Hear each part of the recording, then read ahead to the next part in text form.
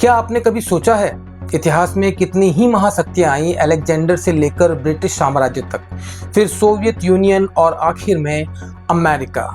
सबने कोशिश की अफगानिस्तान को जीतने की, लेकिन हर कोई वहां जाकर हार गया। आखिर ऐसा क्या है उस छोटे से देश में? क्यों अफगानिस्तान आज भी दुनिया का कब्रगाह कहलाता है? आज की इस वीडियो में हम समझेंगे क्यों कोई भी देश अफगानिस्तान को कंट्रोल नहीं कर पाया और क्यों अमेरिका और रूस जैसी महाशक्तियां भी वहां घुटने टेक गई। सबसे पहले अफगानिस्तान को समझने के लिए उसकी भूगोल, इतिहास और मानसिकता को समझना जरूरी है। इसका सबसे पहला कारण है अफगानिस्तान का नक्शा। ये देश चारों तरफ ऊंचे ऊंचे पहाड़ों, रेगिस्तानों और घाटियों से घिरा है। कहीं सड़कें नहीं, कहीं पुल नहीं। यहाँ के इलाके ऐसे हैं जहाँ जीपीएस भी रास्ता भूल जाता है। ऐसी जगह पर कोई भी सेना लंबे समय तक टिक ही नहीं सकती। सैनिकों को खाना, पानी, हथियार सब पहुंचाना मुश्किल होता है और यही कारण है कि हर साम्राज्य यहाँ आकर फंस गया। इसका दूसरा सबसे बड़ा कारण है जनजाति संस्कृति और स्थानीय वफादारी। अफगान लोग किसी भी सरकार या राजा के नहीं, बल्कि अपनी जनजाति और कबीलों के वफादार होते हैं। यहाँ की हर घाटी, हर गांव अपना एक लीडर है। कोई भी विदेशी ताकत जब आती है तो ये सारे कबीले एक साथ मिलकर विद्रोह कर देते हैं। जब तक बाहर वाला दुश्मन है, सब एकजुट रहते हैं। जैसे ही वो चला जाता है, फिर वो आपस में लड़ने लगते हैं। यानी अफगानिस्तान की एकता अस्थायी है, लेकिन दुश्मनी स्थायी रहती है। इसका तीसरा सबसे बड़ा कारण है धार्मिक जुनून और आज़ादी की भावना। अफगान लोगों के लिए आज़ादी सिर्फ एक शब्द नहीं है, वो उनके खून में बसी हुई है। वे कहते हैं हमारे पास शायद पैसा नहीं, लेकिन हमारी मिट्टी किसी के भी अधीन नहीं है। क्योंकि जब सोवियत यूनियन ने 1979 में हमला किया तो पूरा देश मुजाहिदीन के नाम पर खड़ा हो गया।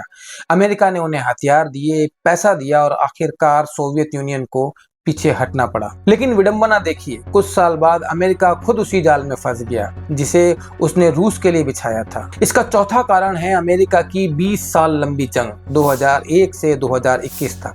9/11 के बाद अमेरिका ने तालिबान को खत्म करने का दावा किया।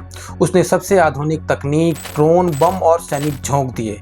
लेकिन अफगानिस्तान में लड़ाई सिर्फ बंदूकों की नहीं थी, वो थी धैर्य बनाम तकनीक की जंग। तालिबान पहाड़ों में छिप गया, स्थानीय लोगों से मिला और गुरिल्ला वॉरफेयर शुरू कर दी। अमेरिकी सेना 20 साल तक वहां रही, लेकिन न वो दिल जीत पाए और न ही जमीन।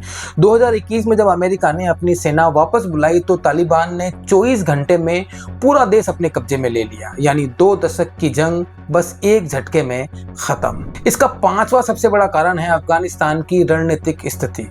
अफगानिस्तान एशिया का हार्टलैंड है। यहाँ से ईरान, पाकिस्तान, चीन और रूस सबकी सीमाएं मिलती हैं। हर देश चाहता है कि अफगानिस्तान उसके पक्ष में रहे, इसीलिए यहाँ सदैव प्रॉक्सी वार चलती रहती है। वहाँ रूस आया तो अमेरिका ने विरोध किया और अमेरिका आया तो पाकिस्तान और चीन ने विरोध किया और इसी चक्कर में अफगानिस्तान कभी स्थिर देश बन ही नहीं पाया। तो दोस्तों, आखिर अफगानिस्तान को क्यों कोई नहीं जीत पाया? क्योंकि यहाँ की मिट्टी विदेशी राज को स्वीकार ही नहीं करती। ये देश पहाड़ों से बना है और पहाड़ किसी के आगे झुकते नहीं। रूस हारा, अमेरिका हारा और शायद आने वाले समय में जो भी वहां जाएगा वो भी वही गलती दोहराएगा।